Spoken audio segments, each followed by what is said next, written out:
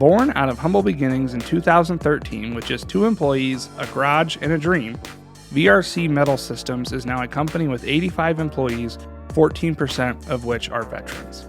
They have expanded operations to Massachusetts, Virginia, North Dakota, and Washington, but are committed to keeping their headquarters in the Black Hills because of the tremendous blessing this region and community has been to their business.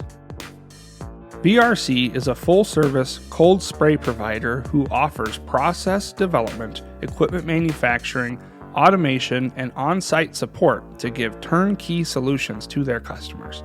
They have established themselves as an internationally known cold spray provider, leading the cold spray equipment market with 35% market share globally.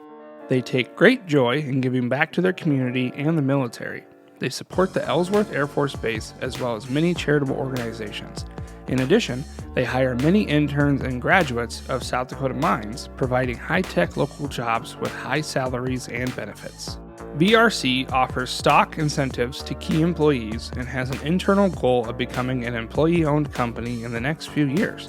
They have a top-notch internal employee training program that ensures all employees have the fundamental training they need to thrive in a very competitive and sometimes difficult environment.